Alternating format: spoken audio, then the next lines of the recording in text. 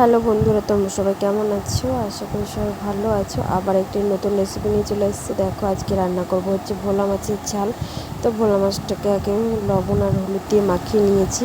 দেখো, কড়াইতে তেল দিয়েছি আর তেলটা গরম হয়ে গেছে। তো মাছগুলো আমি আগে ভেজে নেব।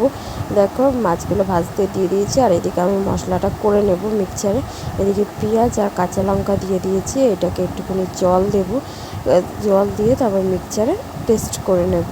পেস্ট করে নেওয়ার পরে দিয়ে হচ্ছে মাছটা ভালো করে ভেজে নেব। ভেজে নিয়ে তারপরে দেখো এদিকে আমার মিক্সচার পেস্ট করাও হয়ে গেছে মশলাটা। আর এদিকে দেখো ভোলা মাছ আমার ভাজাও হয়ে গেছে। আর এখানে দেখো কড়াইতে তেল আছে। এখন দেব হচ্ছে গোটা জিরে। তো গোটা জিরেটাকে ভালো করে একটু ভেজে নেব লাল করে। তো ভেজে নেওয়ার পরে যে মিক্সচারে বেটেছিলাম পেঁয়াজ আর কাঁচা লঙ্কাটা, তো সেটা দিয়ে দেব। আর তোমরা শিলনোড়াতেও বাটতে পারো, আর মিক্সচার ছিল তো মিক্সচারেই বেটে দিয়েছি।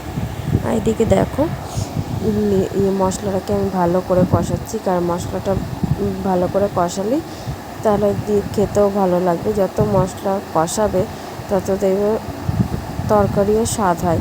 তো এইদিকে লবণটা দিয়ে দিচ্ছি। তো তারপরে দেব হচ্ছে হলুদ। তো লবণটা যত পরিমাণে লাগবে ততটা পরিমাণ দেবেন, আর হলুদটাও যতটা পরিমাণ লাগবে ততটা পরিমাণেই দেবেন। এদিকে আমি এগুলো ভালো করে মিশিয়ে নেড়ে নিচ্ছি।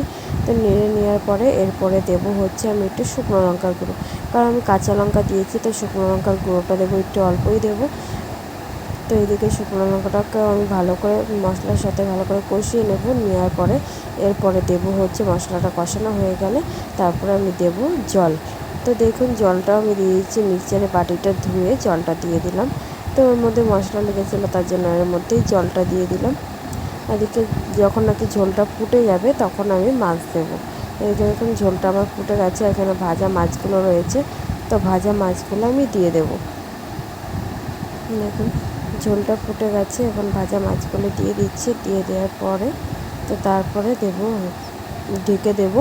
তো ঢেকে দেওয়ার পরে তারপর হয়ে গেলে দেখুন ঢেকে দিয়েছি তরকারিটা। এখন দেখুন আমার হয়েও গেছে তরকারিটা। এবার দেবো হচ্ছে আমি ভাজা মশলা। তো ভাজা মশলাটা আমি দেখবেন বেশিরভাগ তরকারিতেই দিই, কারণ এই মশলাটা দিলে একটা অন্যরকম স্বাদই হয়। আর এই মশলাটা বানানো হয় তেজপাতা, গোটা জিরে, আবার ধনেও দেওয়া হয়, পাতা না। আর দেখুন মাছটা রান্না হয়ে গেছে। ভিডিওটি ভালো লাগলে লাইক করুন।